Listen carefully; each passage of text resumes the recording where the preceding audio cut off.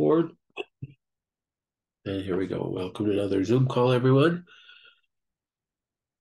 Just a reminder to check the member site for the announcements, like last week's announcement that we were not able to have a Zoom call. Also, another reminder, if you're going to do an educational coaching call, a call with me, you can pay for it online. You have to fill out that coaching call request form. Same thing with the cheek swab. There's a cheek swab request form that you have to fill out. So it's not the people that regularly are on this call that make that mistake, but a lot of people that may not listen to the calls or something that they don't, we have to remind them. So make sure that the forms are filled out. Also a reminder, the courses are available for everybody. So you're a full member, you have availability of all the courses. Go to that and of course the blogs. The big news is the Rife update. We recommended for most people just to stay with the Rife program you're running with version 6.0. Some people who have been with us longer and are still running a 5.0 program, that really needs to be updated.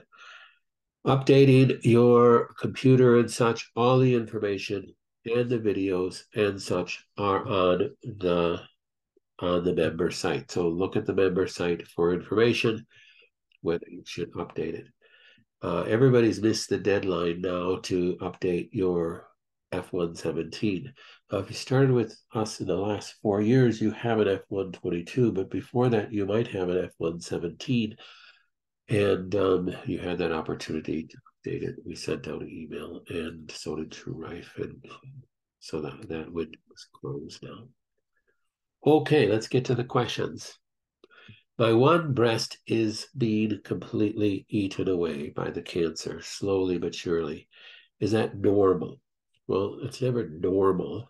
Is it common? Yes, it's common. So as the cancer is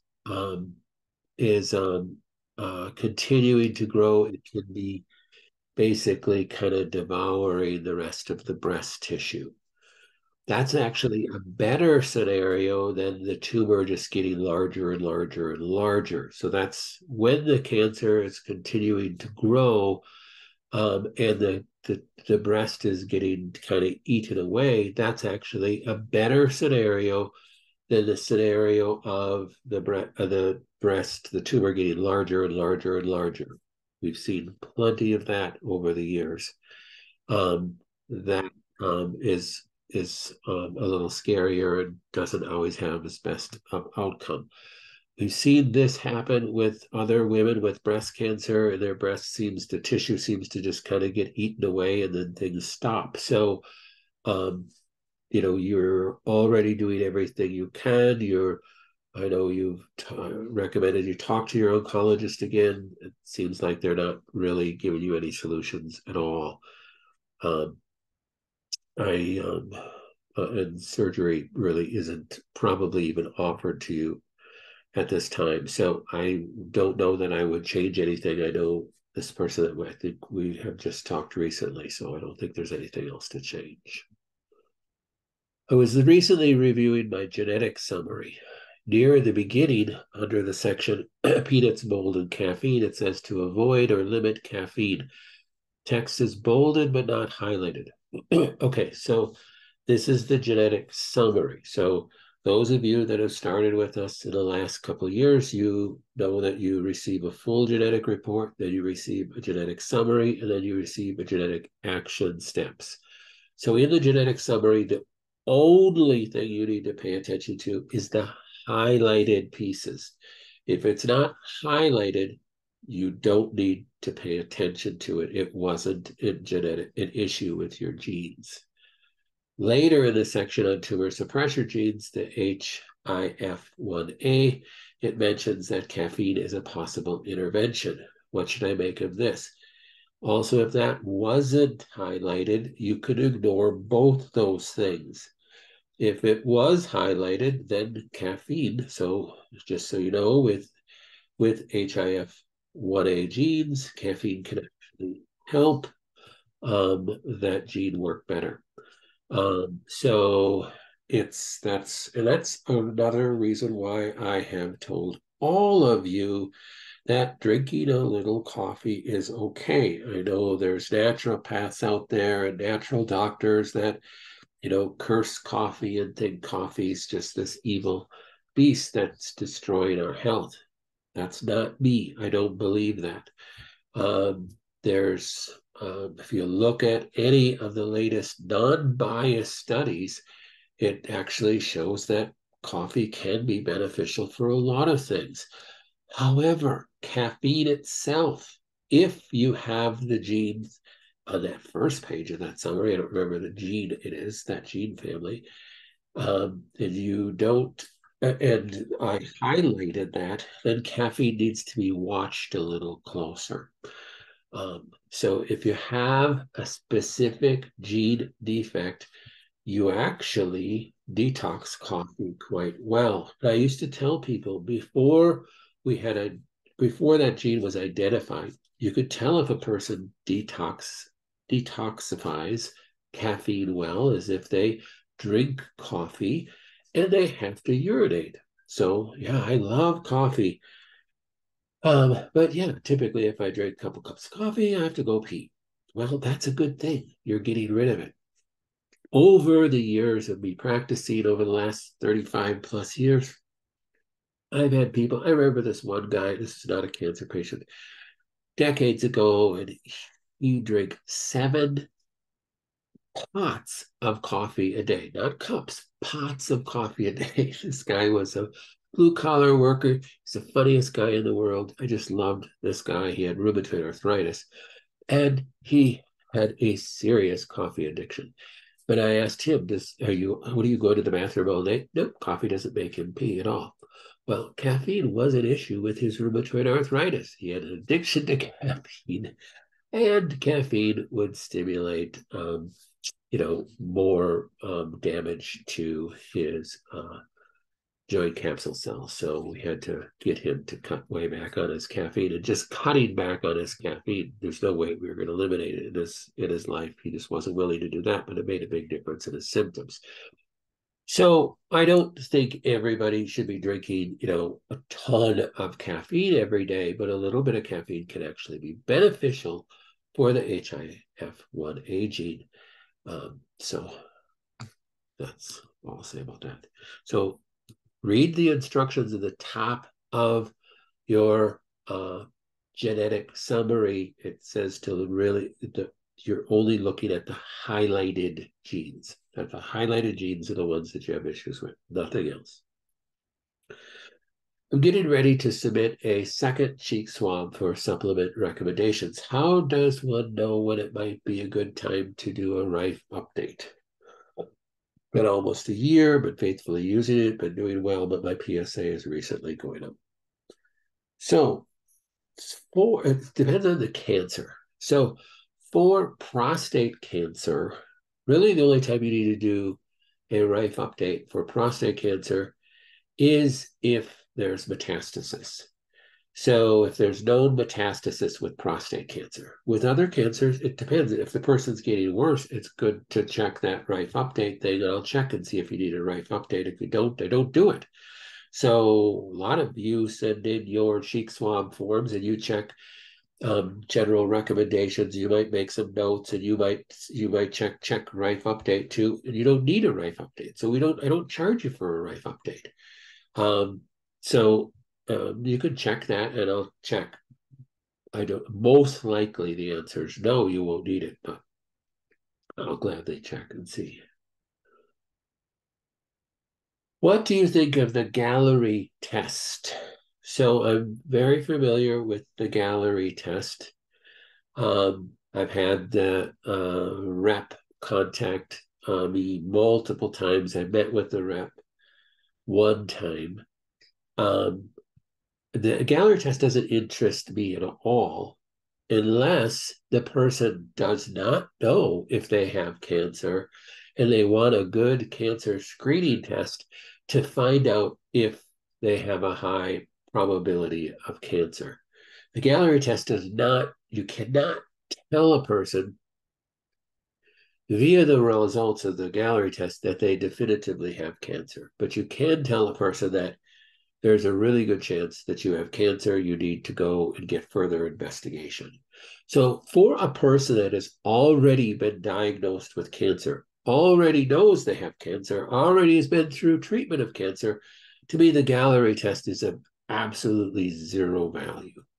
So really, the Gallery test shines with people who, hey, I don't want to go to doctor to find out I have cancer. I have this mass in my breast or whatever. I don't feel good. I just feel like in my gut there's something wrong.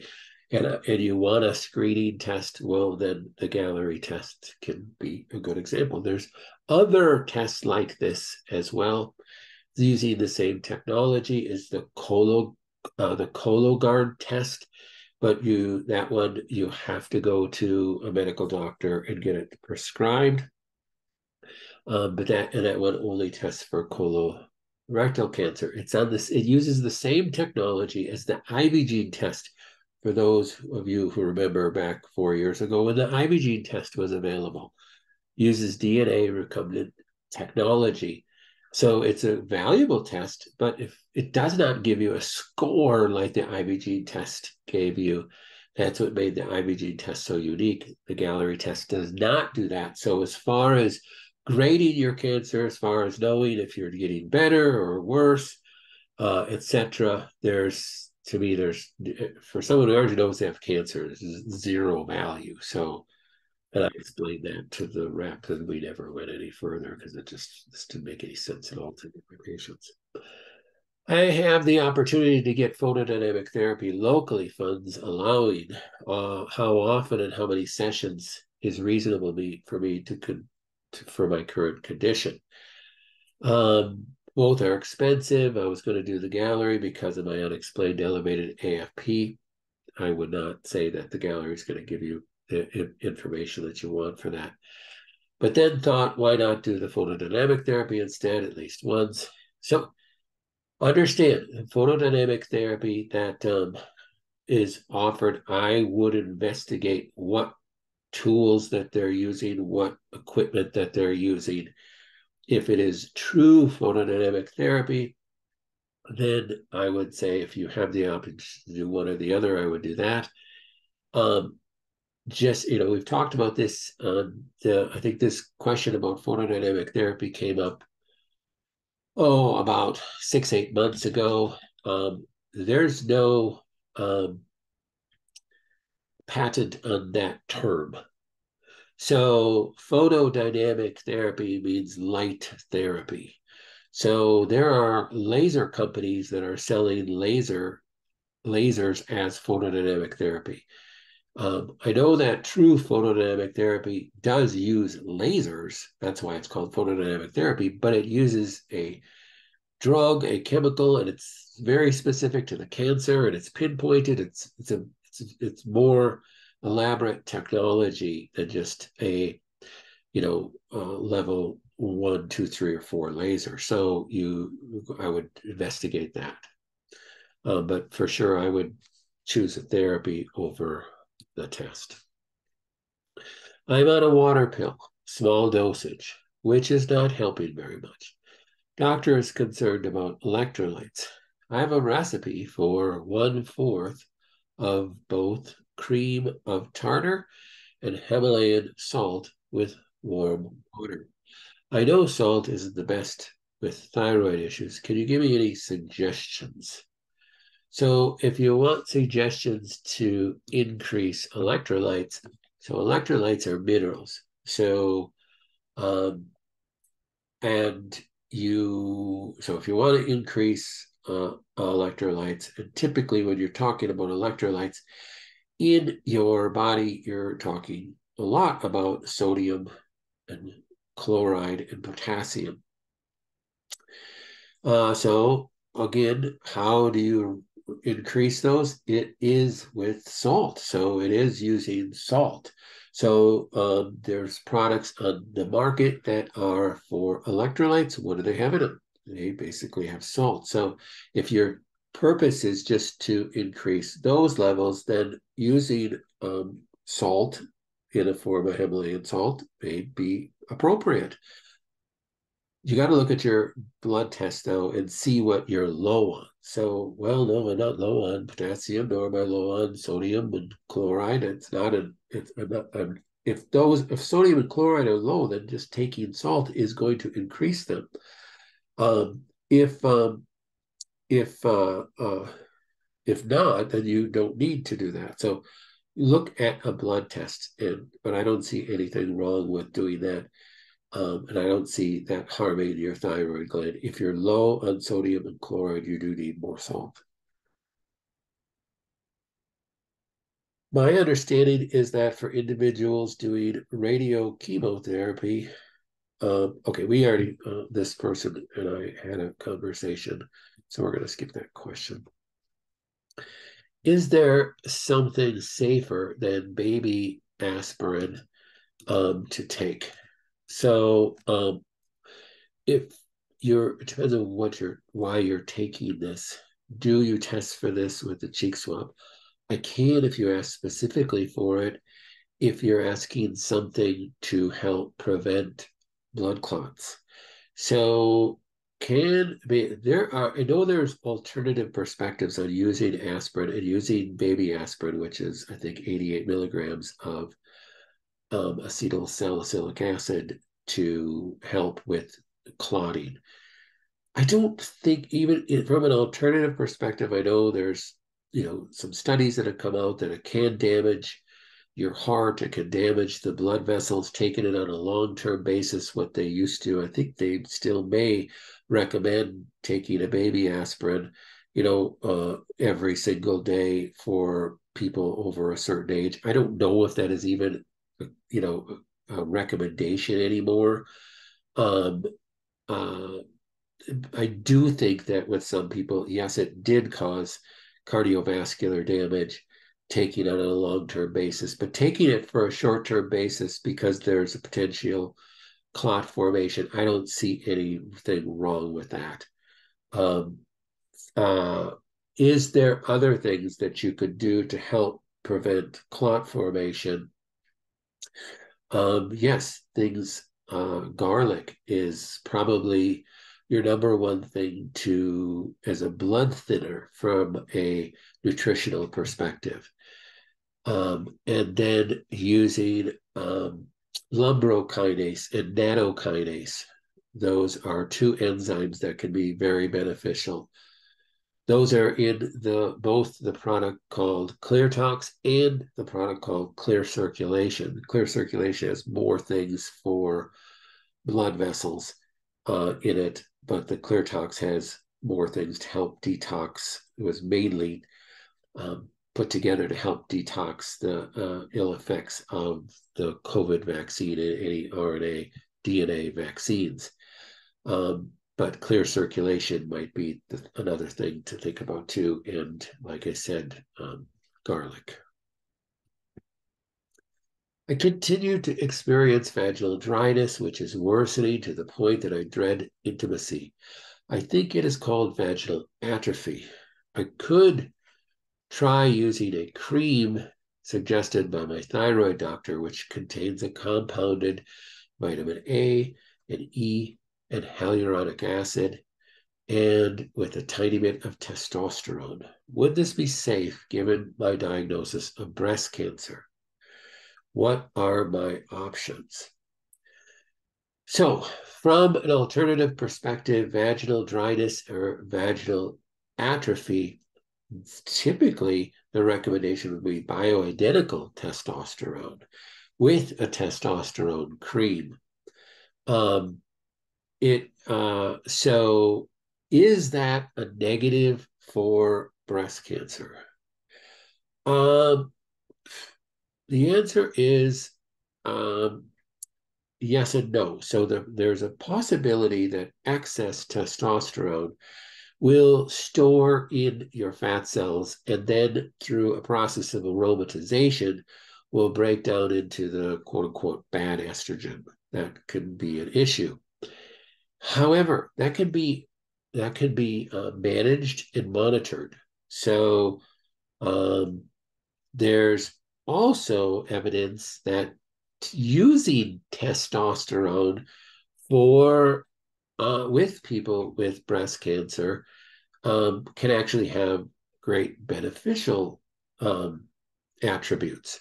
So I would say absolutely go ahead with trying this cream. I would try the cream first because that's simple before you try to get into compounded testosterone bioidenticals. I would go for this. I would for sure do this. Yes. At 850 milliliters taken off my lung on Friday, 4 weeks before this, they took off 500 milliliters. Doctor says 15% of patients have edema with Piqray chemo pill. She left me on it, but is getting very uncomfortable. She just can't keep the fluid under control. Going to occupational and physical therapy both 2 times a week. I have lots of indigestion when taking supplements. This just started since the radiation on my 11th rib, unless it is the edema in my body. Any suggestions? So the fluid in your lungs, I don't think is from inflammation in your body. I think that's ascites from the cancer. You do want to monitor um, the amount of fluid production over time. So the rate of fluid production. So if you're going in every 4 weeks and they're taking off 500 milliliters, then 850 milliliters, then the next time it's 1250 milliliters, that's a concern. So that's a red flag that there's an increase in the production of ascites. Now, there's other ideas about this too. So some people will say, well, that can happen if the cancer is dying off. And certainly being on a chemo pill, that could be a possibility. So you do want to measure that sign of the increase in fluid ascites with other signs and other symptoms as well, just like you don't judge anything by just one test.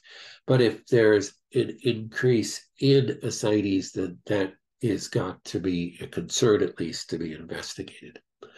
I've been taking them with warm water, supplements wise. Sometimes that helps, and other times it just doesn't matter. I suppose it could be from the chemo pill. Certainly, that chemo pill can cause nausea, can cause stomach upset. I don't know what that chemo pill does to your HCl production. So first thing I would say is maybe make sure you're taking your supplements with food and that you're taking some HCl or digestine type thing with HCl in it with that meal to see if that helps too. Because if you have a decrease in hydrochloric acid production in your stomach, anything getting in your stomach, especially a capsule, is going to irritate your stomach because you're not breaking that down quickly. So look at that as well. My vitamin D level was tested last December and was found to be in the low 40s. I started taking 180K Avail almost every day last December. It was retested again just recently, and it's still in the low 40s, no improvement. So 80K Avail has 5,000 IUs of vitamin D in it per capsule, if I remember correctly. So a friend of mine suggested that I switch to a liquid version of vitamin D that might absorb it better. Your thoughts? I don't think you're going to absorb it better because you're actually taking a gel cap that breaks down into a liquid immediately too. So it's not that. I think it's the dosage.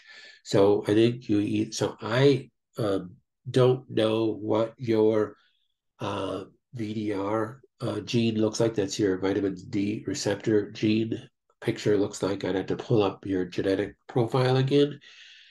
If a person has defects on their VDR genes, they have a much more difficult time um, utilizing and absorbing vitamin D. If your HCl production, hydrochloric acid production in your stomach is low, you're going to have a difficult time absorbing any supplements. Number three, if your gallbladder is compromised at all, either gallstones, I had my gallbladder removed, or I don't even know that I have gallstones, I have sluggish gallbladder, whatever, you're going to have a difficult time absorbing the fat-soluble vitamins. So if you have low vitamin D levels and you're taking vitamin D and you can't get the vitamin D levels up, those are some of the things you need to look at. What do my vitamin D receptors genetically look like? If they have compromise, you have defects, either a single or especially a double allele defect on your VDR gene, then you have to just increase the dosage. Number two, do I have a decreased hydrochloric acid production, a decreased hydrochloric acid? And is that causing a malabsorption? So it could be a malabsorption issue.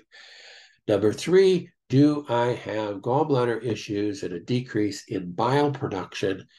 Bile is what you need to absorb fat and break down the fats.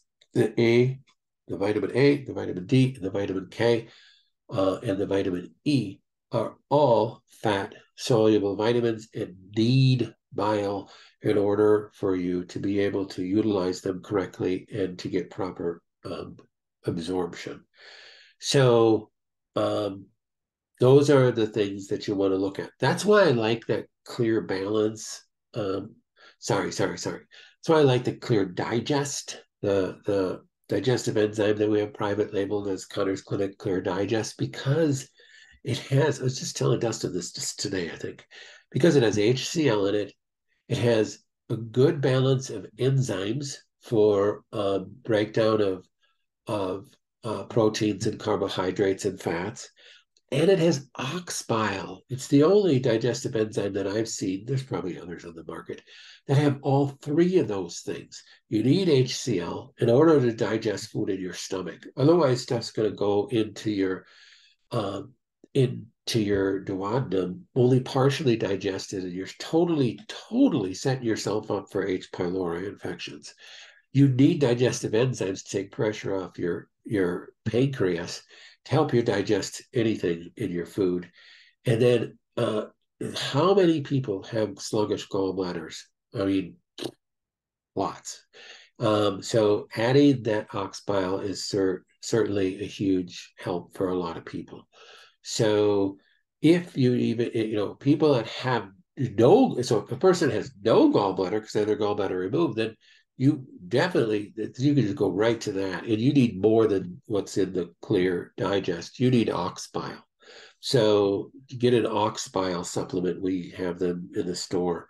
Matter of fact, I think we have several that are near expiration date that I'll throw. I know who asked this question. I think it's Deb, and I will throw a bottle of that in your next order. Might want to remind Megan so I don't forget to remind her. Because just taking one of those with your supplements could be the solution, and you don't even need to increase the amount of vitamin D you're taking. Not sure if you're able to answer this. My oncologist has me on Picray, 200 milligrams. I am having lots of edema. She put me on an increased water pill. We asked if she would consider lowering the chemo dose because it seems to be working, but maybe a little lower dose would do the same without as many side effects. What are your thoughts? The nurse said she wouldn't change dosage without a scan and another month away. Do we argue with her or just do what they say for another month, waiting for a Signatura test, which is a circulating tumor cell test, to come back? Also, are those tests pretty accurate compared to tumor markers? Well, they're just totally different than tumor markers, but it's just another test to look at things. Yeah, and fortunately, the personalized medicine with your oncologist is kind of just doesn't exist very often anymore. And it's really honestly probably, maybe 75% because they are covering their butt as far as a lawsuit, and 25% that they just are not maybe very empathetical. I don't know. But it's really hard to get personalized care where you can say, hey, can we drop this down a little bit? I would just ask. I would try to ask and see what they say. I mean, she might have a valid reason to say, no, I want to keep you at this. You're doing well. Let's deal with the symptoms. She might have, kind of giving you a bunch of baloney to try to keep you at that, to keep her tail covered so she doesn't get in trouble with her boss. It's just the doctors don't control things anymore. They're just pawns in the whole grand scheme of big pharma, unfortunately. My homocysteine level was high at 15.6. I took methyl B12, right? So if a person has high homocysteine, that's where you have to take some methyl groups, either methyl B12 or methylfolate. They both are methyl donors. You have to lower the homocysteine levels. Did it for 2 weeks and had it rechecked, and it dropped to 12.7. We'll see how fast that is. That's remarkable. It's unbelievable. So it went down, but it's still a little elevated. The integrative doctor wants me to keep taking the methyl B12 to get it down further. I took 5 days off after the test while waiting results. Do you agree that I should keep taking it, or should I do another course of action? No, I agree. You should keep taking it. Get that down further, and then you can pulse it. And I don't think you should ever, having that level of homocysteine, I don't think you should ever go off of it for good. You could go on 2 days a week or something like that. So maybe you're just going to do that Saturday and Sunday, and you could be able to keep your homocysteine levels at bay that way. So, but you could easily do a blood test and make sure you're keeping it at bay, but you don't want it to get elevated like that. Why? Because homocysteine etches the interior of your epithelial cells, your walls of your arteries, your endothelial cells. And damaged endothelial cells, what do? They have these little grooves and they collect cholesterol. So, and then cholesterol gets to be the bad name, that they're the bad guy causing these cholesterol plaques in your artery when it really had nothing to do with cholesterol whatsoever. It's the damaged endothelial cells. Could antibiotics help in combating my type of cancer? So, antibiotic use is an off-label use of a medication in the care oncology protocols. So, we've had people do some of those protocols for helping with cancer. Um, it's really hard to measure the success or not because they're doing so many other things. So it's hard to know. And maybe other people could chime in that maybe they were doing everything and their cancer was going the wrong way, and they added some of the off-label drugs and their cancer turned around and started going the right way. I don't remember anybody off the top of my head that had that experience. Um, but I bet you there's maybe a few people on this call that have done the off-label drug use. So I don't know. As far as your particular cancer, I'm not sure. Yeah, I can't make that comment if that would be true in your case. Um, and using the antibiotics, um, I don't remember. That was one of the things that most of our patients shied. One of the off-label drugs that most of our patients shied away from, because of the damage to the microbiota. That is definitely going to happen when you're doing that. Are probiotics a better approach? Well, I don't think that probiotics as a cancer treatment is an approach. Probiotics help your microbiota, but it's not really a cancer treatment approach. Okay, so the person that asked this question, I believe, is a person that has an open wound. The other thing that can help with an open wound is using probiotics topically. So I've had numerous cases where using a probiotics topically, meaning you have a capsule that you open up, and it should not be a spore probiotic. So it should be just a regular probiotic, not a spore probiotic, if you know the difference. So it'll say it right on the packaging. This is probiotic spore. It'll typically be called spore something, like IG spore or mega spore or something. So a non-spore probiotic, where you just sprinkle a little bit of open up a capsule and you'd sprinkle half the capsule on the wound every day. We've had some pretty cool results with that. You could think about doing that. But taking it orally, I don't think that's going to have much of an effect on a cancer. Of course, unless the cancer is like, in the esophagus or in the, in the duodenal area or something like that. What do you think about Rextum therapy? That is a medication. I legally can't even comment on that. So you suggested cutting down on lion's mane. This is on the latest cheek swab. Could you please advise why? That's just because that's what came up in the testing. About a month now, I periodically have muscle spasms on my right shoulder. The first 3 weeks it happened while I laid in bed. Now it just spasms anytime, but periodically.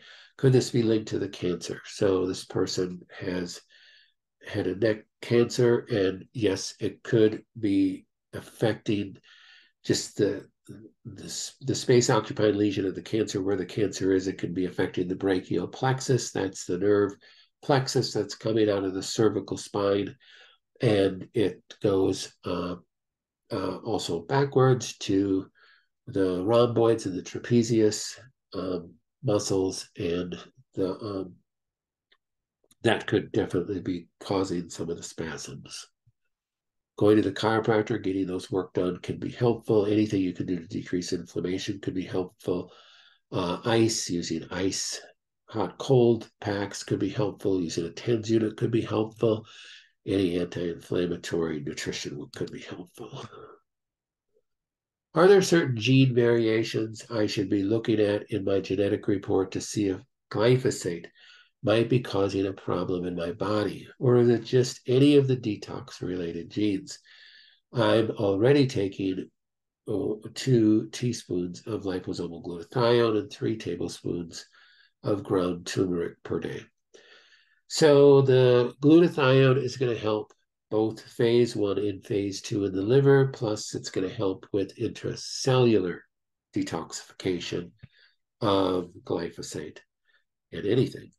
So what gene variations should you look at? The NAT genes, the PON1 genes, the cytochrome P450 genes. It's all your detoxification pathways, your catalase genes, your superoxide genes. Those would be the things that you can think of. Most people don't have glyphosate problems because they have solely because they have genetic defects. They have glyphosate problems because they have glyphosate exposure. So you could say, well, why doesn't everybody have glyphosate problems? The answer is everybody probably does have glyphosate problems, especially in the United States. Had a nice long conversation with a gal from Germany who's living in the United States now. My daughters were talking to her for quite a while, talking about, all of the pesticides and herbicides and things have been banned in Europe. So if you could get a hold of food that's imported, you're probably better off. I took a glyphosate test since you found it to be a possible cause. When you did my last cheek swab assessment, the result was 1.5, which looks to be in the 50th percentile. Is this a very bad score? Yeah, I did look at your test. Is it a bad score? There isn't any good score when it comes to glyphosates. Let's just leave it at that. How much do you think this can contribute to my breast cancer? Well, remember, so what your score is today doesn't mean that's what your score was 4 years ago when the cancer started growing. Well, I didn't get diagnosed till 2 years ago. Yeah, I said that right. So your cancer started growing long before you were diagnosed. So your score might have been much higher than you've done a lot of detox work up to this point, and then you just get the test done. Your score might have been way worse even 6 months ago. When you took the cheek swab, you had already suggested increasing my clear tox to 3 per day. And I'm on KL support and HMET binder and lymph active from Cellcore. I'm still doing a coffee enema every day. I eat a gram of the day, time and highest quality meat I can afford. I don't think there's anything else you have to do based upon the results of that test. How important is the grounding mat in conjunction with the Rife treatments? So the grounding mat that comes with your Rife machine is to be used when you use the Ion Pro Wave. So the Ion Pro Wave, everybody thinks it's just to pull junk out of your body through your feet. No, it's to get different frequencies in your body, and in doing so, it does have an avenue of escape for different things as well. So, but the purpose of that is to pull the frequencies into your body, and you do want to put the grounding mat behind your back when you're doing Ion Pro Wave. That's the only time you're using the grounding mat. If you have a different grounding mat at home or a grounding sheet at home, as I have said in so many of the videos, the grounding sheets should be used on the lower half of your bed, underneath the fitted sheet. The lower half of your bed underneath the fitted sheet. I got a yeast infection from staph and antibiotics back in June and July. I have eliminated fruit. I take probiotics daily, as well as probiotic-infused coconut yogurt, rectally and vaginally daily. I've taken a whole bottle of Candicin Forte. I still have very itchy eczema on my eyelids, etc., etc.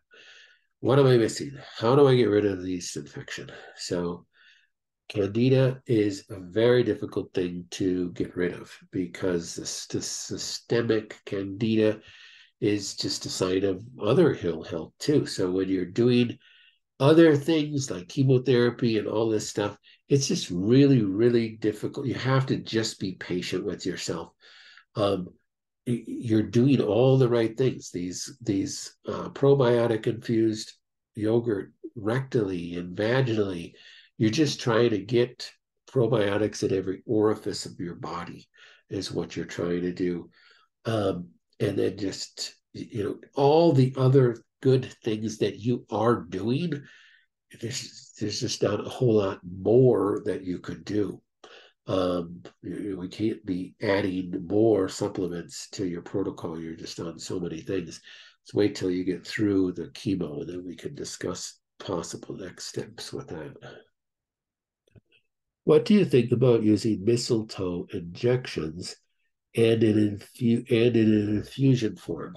Well, I'm all for that. So the purpose of mistletoe injections is to stimulate an immune response against the cancer, and you can start with an IV mistletoe form. That can be beneficial to get things kick-started too. So if a person has serious cancer and you want to get an immune response kick-started, that can be very beneficial.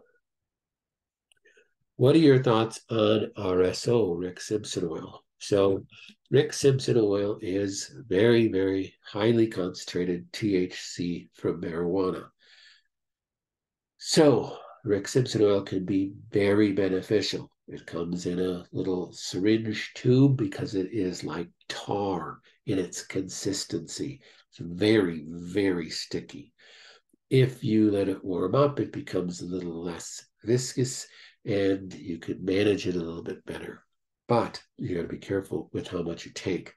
If you're going to do Rick Simpson oil, it doesn't counteract anything else you're doing because it's not a oxidizing agent that needs to be taken, away from any antioxidants, etc., like Protocell or something. So you could do it in conjunction with anything else you're doing. Matter of fact, we've had people do Rick Simpson oil in conjunction with chemotherapy.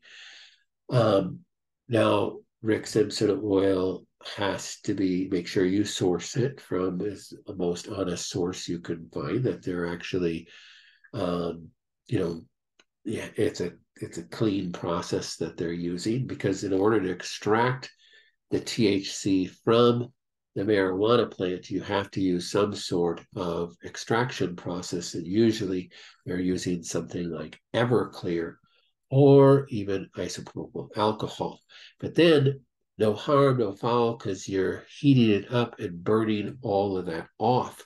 Now, a person who's making it, if you're making it in your backyard, you would never make it in your house because you could blow up your house. But if you're making it in your backyard where there's air flowing through, you could choose to take a shortcut and to stop the process before all the alcohol or whatever solvent you use to extract the THC is completely burned off. And then you could actually, sell more of it, because, boy, instead of getting 8 ounces, now I have 12 ounces, and I'm going to be able to make more money. So you want to buy it from somebody who is reputable enough, that cares about what they're making, that's going to be highest quality for whoever's going to endpoint consume it, because that solvent that they use to pull the THC out of the marijuana is toxic. You could get sick off of that. It's probably not die or anything, but you could make you ill. And the THC, concentrated THC of Rick Simpson oil, is going to make you ill enough in itself, because, I don't know anybody who's ever done Rick Simpson oil and said, "Oh, this is so pleasant. I just love it." So it makes you feel super, super loopy. You got to start really slow, just doing 1 grain of rice before bed per day, and then move up to 2, and then get up to 3. And then a true Rick Simpson oil approach from Rick Simpson is doing 3 grains of rice 3 times a day. And I've known very few people that have been able to get up to that level. Personally, I've never smoked marijuana before. I've never taken drugs. I've never done anything like that. Never hardly ever taken prescription medication. My mom was very natural in how she raised us. That's what made me want to do what I'm doing. But when I was in the worst of my cancer, I took Rick Simpson oil, and I only did it a couple times because I got so unbelievably loopy. I thought I was going crazy. I just couldn't do it. I just literally could not do it. Now, I've used THC in liquid form that wasn't nearly the concentration of Rick Simpson oil, and even that it didn't do well. So I actually used THC the other day because my body was I was hurting so bad. I worked too hard in the garden, and I just felt like things flared up, and I could have flared up some history. And I did some Rick Simpson oil because I don't like taking drugs. I don't like even taking Tylenol or anything. And I was so unbelievably loopy the next day. I can't. I don't know. I just have an intolerance to anything. So, but I'm not against it. We've seen people have great results with it. I just say, really be careful and go slow. I get 2 chemo and 1 immunotherapy IV every 3 weeks. After the first 2 infusions, the tumors are shrinking daily at an amazing rate. However, I just had my 3rd IV last Thursday. I'm not seeing or feeling the same positive changes. Does chemo just stop working at some point? Well, the answer is more complex than that. The answer can be yes, the chemo can stop working. But number 2, remember, if you get so much shrinkage, it doesn't mean that chemo that it's just going to keep going. It's going to disappear and be gone. So maybe the cells that were growing are dead, and now the cells that remain are not reproducing. This is my disagreement with oncologists. They just think, oh no, we have to finish the protocol. Why? Because that's the protocol. Well, who made the protocol? Oh, years of research. That's a bunch of baloney. You know who made the protocol? The drug company made the protocol. That's who made the protocol. So this is my argument. This is why I always say, don't be scared of doing chemo or immunotherapy. You could stop at any time. Not telling you to stop, but you got to consider that maybe I should pause. I don't know. Got to pray about that because maybe it did what it was supposed to do, and now you got to take over from here. I don't know. So there's pros and cons to everything. So really pray about that. I don't have an answer for that. I'm very tired having COVID. Any suggestions to help me build back my COVID, my fatigue up? Well, one thing that can be very good for post-COVID fatigue is the clear tox, okay, pulling that out of there. The lumbrokinase and the nanokinase can be very helpful for that. Increasing blood circulation with a product like that and garlic and things like that can be very helpful. Oxaloacetate has been found to be extremely helpful for post-COVID fatigue. Oxaloacetate is sold in a product called Benadryl and a product called oxaloacetate CFS for chronic fatigue syndrome. So you try the much lesser form as far as dosage called Benadryl first, much less expensive too. And I would give that a shot. We've had some people with really good results with that. Matter of fact, this oxaloacetate, I actually do an interview with, I can't remember the gentleman who owns that company. Did an interview about a year ago with him. I've been using Benadryl since it first came out years and years ago. It has been proven to decrease tumors. And we have a number of our patients on Benadryl/oxaloacetate for that. Really good for brain tumors. First came out with a study with astrocytoma and glioblastoma. And then and now it's been proven with breast cancer and other cancers too. I've been on nivolumab immunotherapy for mesothelioma for about 2.5 years. Drug company recommends no more than 2 years.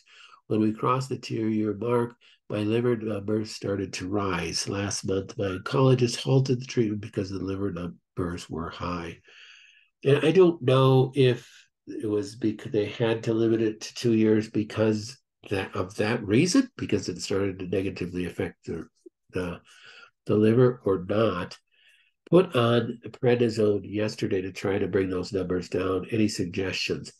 Yeah, I would suggest you need liver support.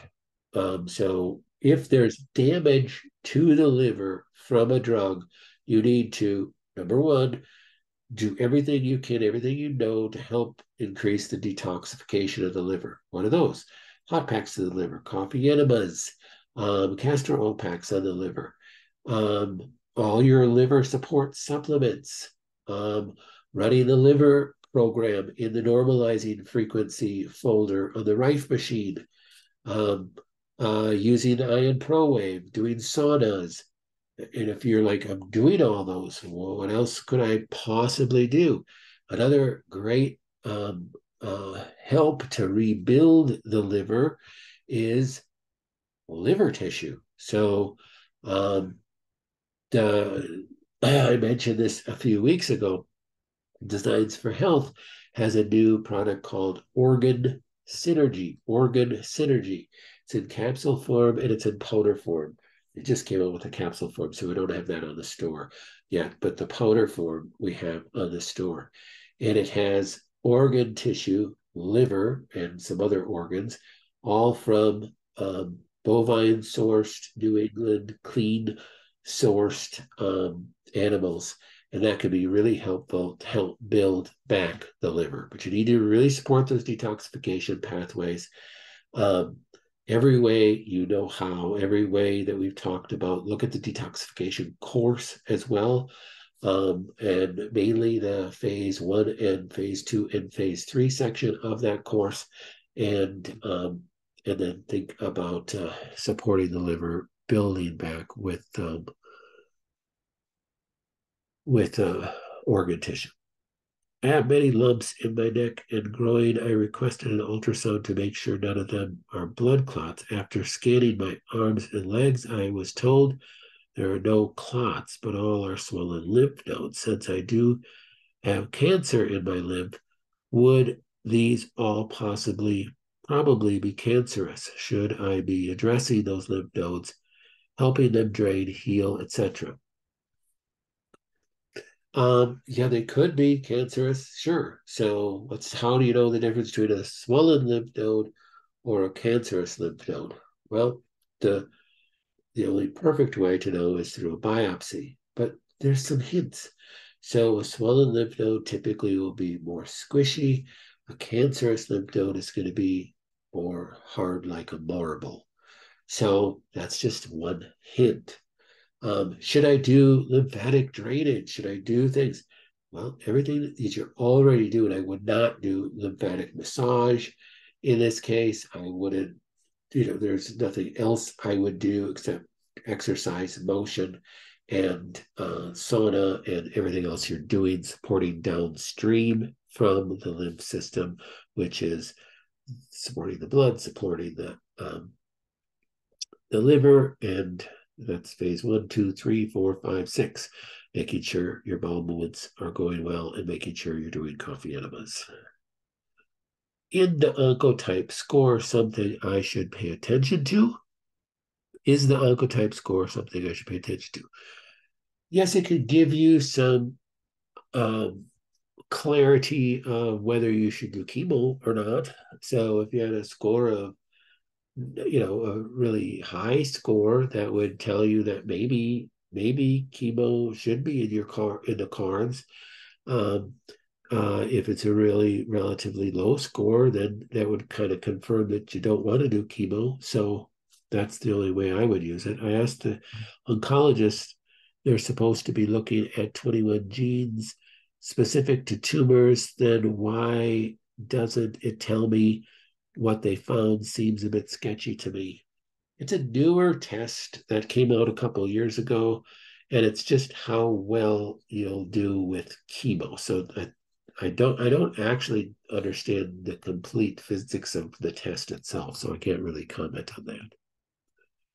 I have my gallbladder, no gallstones. So just because you don't have no gallstones doesn't mean that you don't have sluggish gallbladder. So also consider that. And then so I do, if you want to try the liquid D, don't pay for it because I have some that is near expiration that I'll give you. So we'll just throw that in and it's good for another 5 years after that, but we can't sell it. So I have a bunch of that I have to get rid of.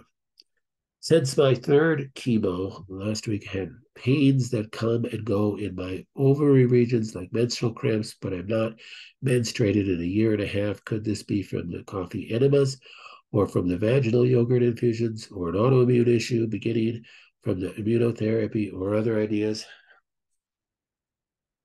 I mean, there's just no way that anybody could make that call with just the comment that you have pain in your ovary regions. It could be 100 different things. So I don't know. I mean, again, would you run some labs to see if you have antibodies to, ovary tissue or blah, blah, blah? I wouldn't even do that when you're still doing chemo and immunotherapy. You got to let your body calm down before you even run any of those kind of labs. In addition to the eczema, I have bumpy, itchy head, chemo, rash. So yeah, when you're the one who asked the question about the uh, yeast infections, I mean, you could also be some of the itchies and rashes and all this could be just negative effects of the chemotherapy and you detoxing the chemotherapy as well. So before you make another diagnosis, you got to get through this piece. You got to kind of take steps at a time. Yeah, you want to try to treat the symptoms while so you're not miserable going through this, but all these can be causes of the drugs that you're putting in your body. My doctor who offers the photodynamic therapy says it's laser level 4.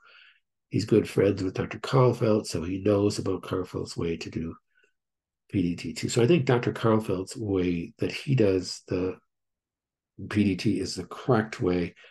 I think just using a level 4 laser is not photodynamic therapy by my definition. So he wants me to take methylene blue and riboflavin 2 hours prior to the procedure. I don't know what color laser he uses. The color makes no difference. It would be a laser light going through into my bloodstream, but I don't know what's in the IV bag. I mean, it's unless it's like super expensive. I don't think there's any harm in trying that. So, but I would also ask the doctor if there's any benefit. If you're only thinking of doing 1 or 2 sessions, there may not be very many benefit in doing 1 or 2 sessions either. So you might have to ask the doctor, what the minimum amount of sessions to see some benefit would be. My mercury fillings were all removed a few years ago, being drilled out with no safety precautions by a traditional dentist.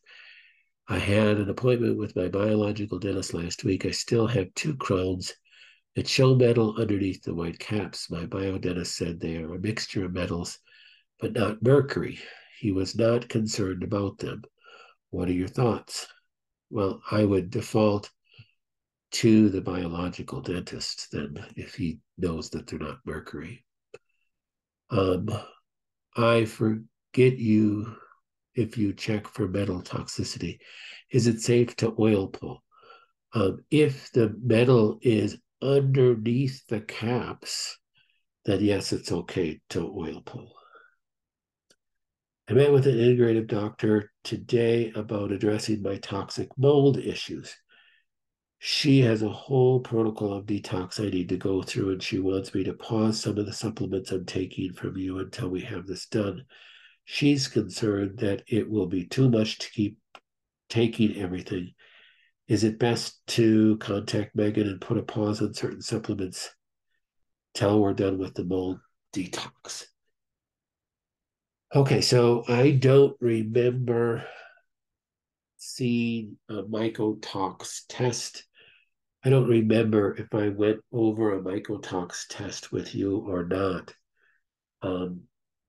But I'm assuming that that's what you're talking about with toxic mold issues, because let's make sure we're defining our terms. And I know sometimes doctors oversimplify, and maybe I overcomplicate, so I apologize.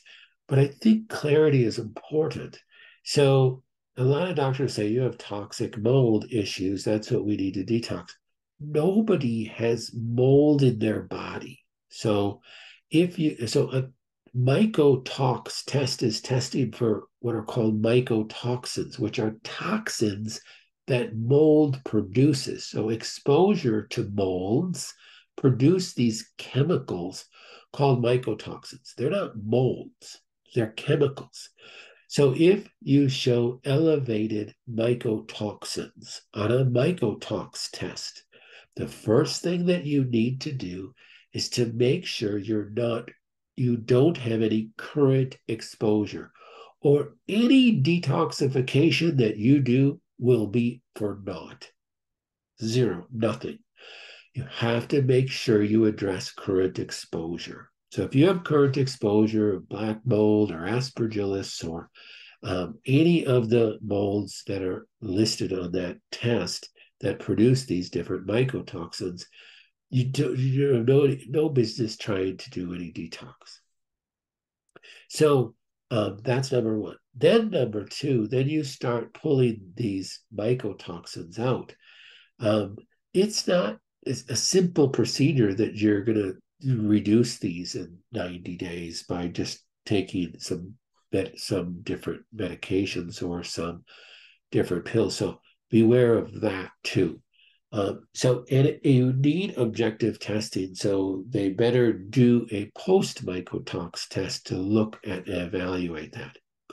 So if that's what this doctor is doing, and then that's your choice, then you by all means you can do that. But if they're for some reason saying that, it just concerned me about that term that you used. Maybe it's just a term you used there. But I've heard that before where people go, oh, I went to this doctor and they said I have mold toxicity and I have to do this because I have to kill this mold in my body.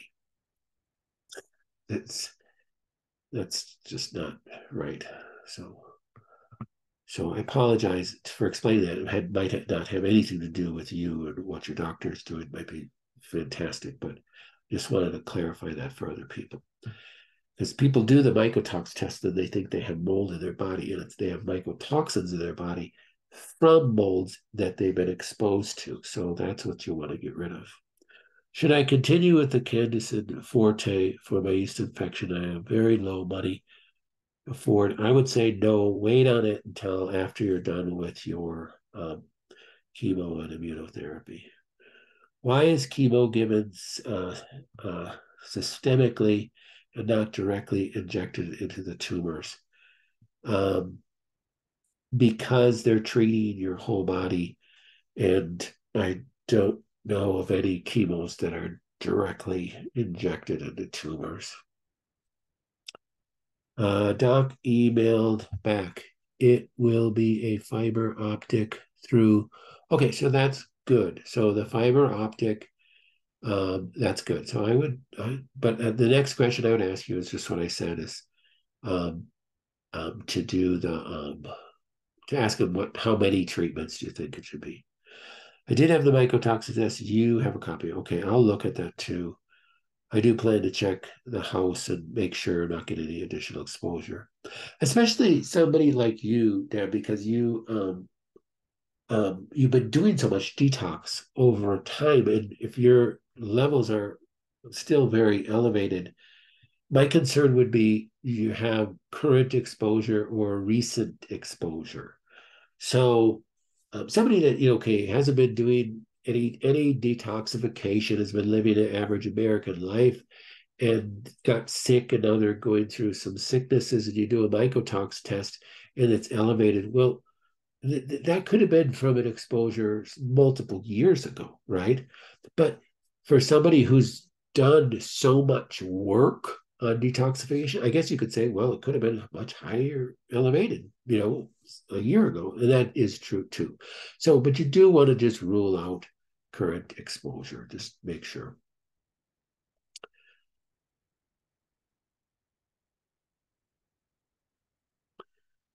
All right. And, for everybody who's looking at mold as an issue, I do have go to our blog post and type in mold, and you'll see I did an interview with a great company that does mold testing where they send you little petri dishes that you do. They're really a good company and they're fairly inexpensive. So look at that.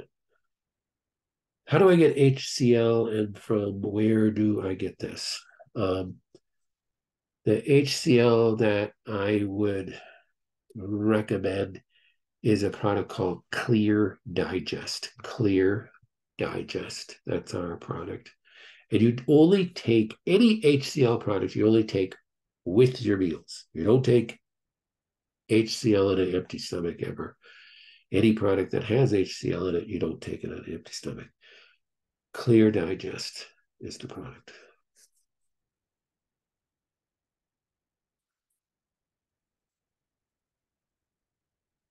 Okay, with that, I think we will say goodbye. Um, So I'm praying for all of you, and we'll see you guys next week. Bye-bye.